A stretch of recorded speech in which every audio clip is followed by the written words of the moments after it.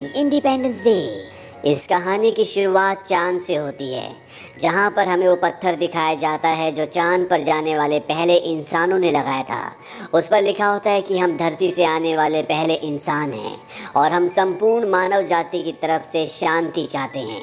और तभी उस पत्थर के ऊपर से एक परछाई होकर गुजरती है। ये एक बहुत बड़ा एलियन शिप होता है जो धरती की तरफ बढ़ रहा होता है। वहीं धरती पर एक इंस्टीट्यूट जिसका नाम SETI है, जो अंतरिक्ष में दूसरे ग्रहों से आने वाले सिग्नल्स की खोज करते हैं। उन्हें एक बहुत ही स्ट्रॉन्ग सिग्नल मिलता है। वहाँ पर जो लड़का होता है वो अपने सीनियर को बुलाता है। शुरू में उन्हें लगता है कि ये रशिया का कोई शिप हो सकता है, लेकिन उनके रडार में कुछ भी नहीं आता और उन्हें पता चलता है कि ये सिग्नल और कहीं से नहीं बल्कि चांद से आ रहा है। वो इसकी खबर मिलिट्री को देते हैं। उन्हें बताया जाता है कि जो भी चीज़ है बहुत बड़ी है, ये 550 किलोमीटर में फैली हुई है और इसका वजन चांद के 1/4 हिस्से के बराबर है। मिलिट्री के जर्नल कहते हैं कि हो सकता है कि ये कोई उल्का पिंड हो जो धरती के पास से गुजर जाए। उन्हें बताया जाता है कि ये कोई उल्का पिंड नहीं है, क्योंकि ये बार बार रुक रही है और इस बात से सबकी टेंशन बढ़ जाती है। व्हाइट हाउस में प्रेसिडेंट भी इस बात से परेशान होते हैं कि आखिर ये चीज़ क्या है। उन्हें बताया जाता है कि ये चीज़ अंतरिक्ष में एक जगह रुक गई है और 36 अलग अलग टुकड़ों में बढ़ चुकी है, लेकिन इसका हर एक टुकड़ा बहुत विशाल है और अगले 25 मिनटों में ये धरती की कक्षा में पहुंच जाएंगे। कुछ ही देर बाद दुनिया के अलग अलग देशों से खबर आना शुरू हो जाती है कि उन्होंने आसमान में आग के बादल देखे और ये आग के बादल और कुछ नहीं बल्कि वही UFO है जो अलग अलग टुकड़ों में बढ़ गया था। एक UFO मॉस्को की तरफ भी बढ़ रहा होता है और जब भी अपना प्लेन उस तरफ भेजते हैं तो वो उस तक पहुंचने से पहले उसकी आग की गर्मी से जलकर खाक हो जाता है। यानी कि अभी भी इन्हें कुछ नहीं पता कि उसके अंदर क्या है, ये UFO कैसा है, कैसे इससे डील करनी है। कुछ ही देर बाद एक बहुत बड़ा UFO शहर के ऊपर आकर रुक जाता है। इसका साइज इतना बड़ा होता है कि पूरे शहर को ढक लेता है और ना सिर्फ ये मॉस्को शहर में बल्कि दुनिया के अलग अलग शहरों में इसी तरह के बड़े बड़े UFO आकर रुक जाते हैं। इन UFO की वजह से टीवी सिग्नल्स में बहुत ज़्यादा प्रॉब्लम हो रही होती है। इसीलिए एक टीवी स्टेशन में दिखाया जाता है कि वहाँ पर एक आदमी को बुलाया जाता है जिसका नाम डेविड है। ये एक सैटेलाइट इंजीनियर और टेक्नोलॉजिकल एक्सपर्ट है और जब वो सैटेलाइट के सिग्नल्स देखता है तो वो देखता है कि इन सिग्नल्स में कुछ छिपे हुए सिग्नल्स हैं जो लगातार गायब हो रहे हैं। इसके बाद डेविड बाहर जाता है और वो आकाश में देखता है कि एक बहुत बड़ा UFO है और यहाँ पर डेविड सब कुछ समझ जाता है। वो समझ जाता है कि सैटेलाइट के अंदर जो छुपे हुए सिग्नल्स थे वो एलियंस के सिग्नल्स हैं जो दुनिया भर में अपने UFO की पोजीशंस को सेट कर रहे हैं।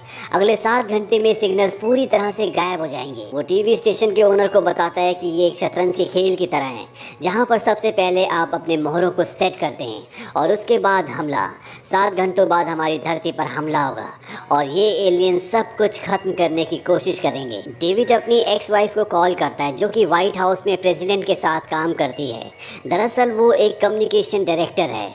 वो उसे सब कुछ बताता है कि 7 घंटों के बाद हम पर हमला होने वाला है, लेकिन वो उसकी बात नहीं सुनती और फ़ोन को डिस्कनेक्ट कर देती है। डेविड जानता है कि बात प्रेसिडेंट तक, दुनिया तक पहुंचाना बहुत ज़रूरी है, इसीलिए अपने डैड के साथ वॉशिंगटन DC की ओर निकल पड़ता है जहां पर व्हाइट हाउस है। व्हाइट हाउस के बाहर पहुंचने के बाद वो अपनी एक्स वाइफ को कॉल करता है और उसकी मदद से वो प्रेसिडेंट से मिलता है।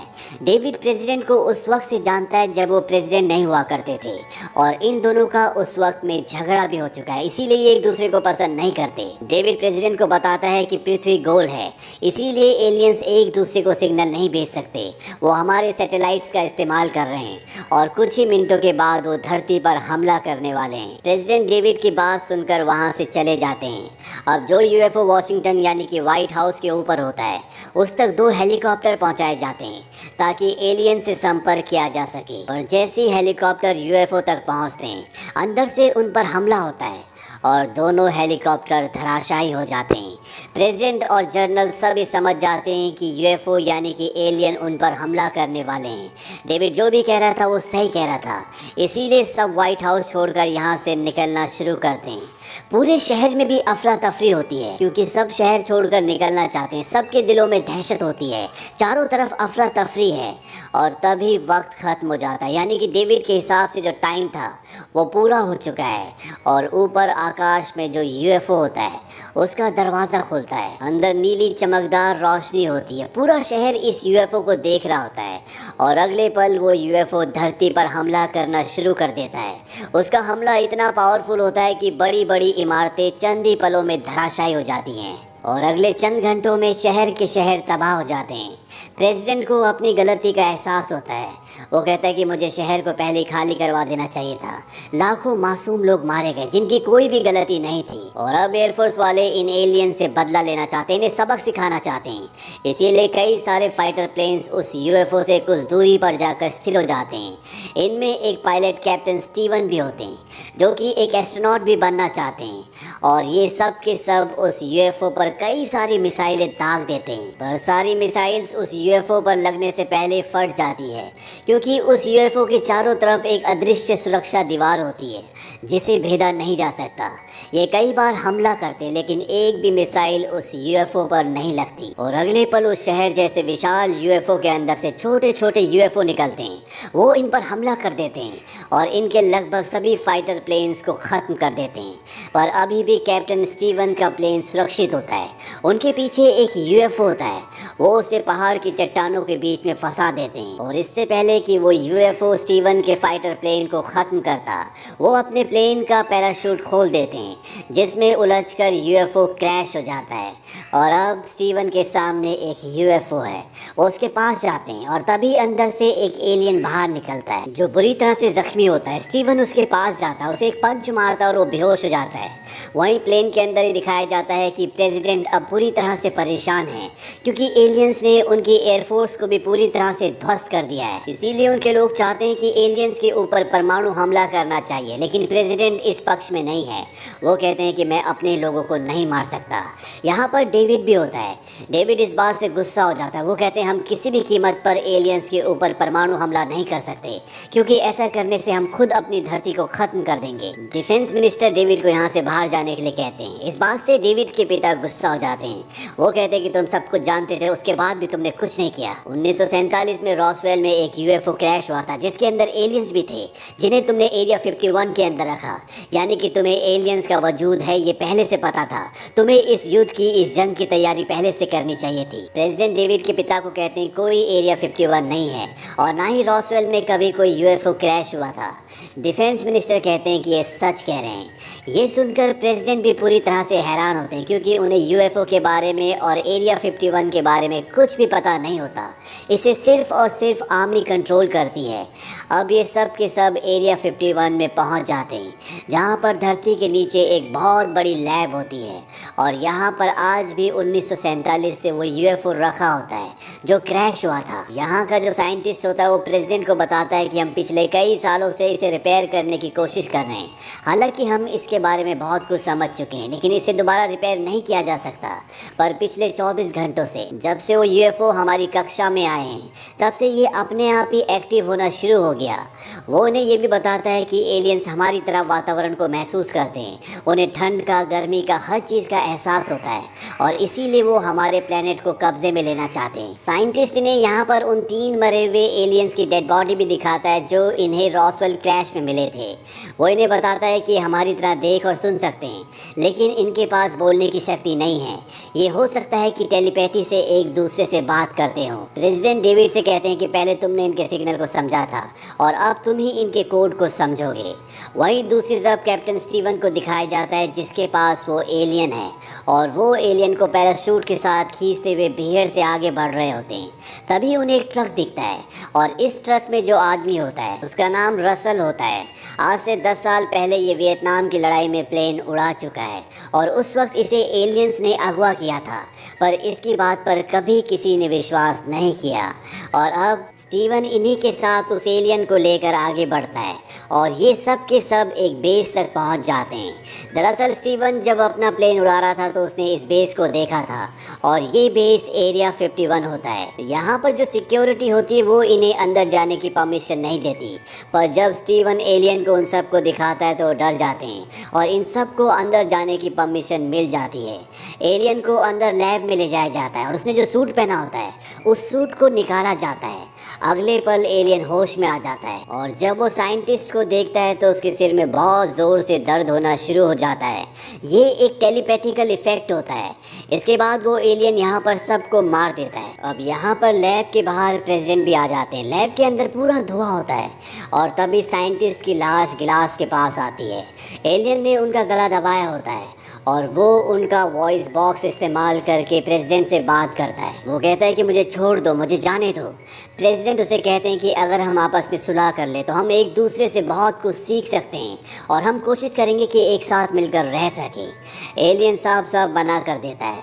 वो कहता है कि हम तुम्हें सिर्फ मारना चाहते हैं। अब ठीक वैसे ही दर्द जैसे साइंटिस्ट के सिर में हुआ था प्रेसिडेंट के भी सिर में होना शुरू हो जाता है। दरअसल टेलीपैथिकली वो उस एलियन से कनेक्ट हो रहे होते हैं जिस वजह से वो अपना आपा खो रहे होते हैं। इसीलिए प्रेसिडेंट को बचाने के लिए उनके आदमियों को उस एलियन को मारना पड़ता है।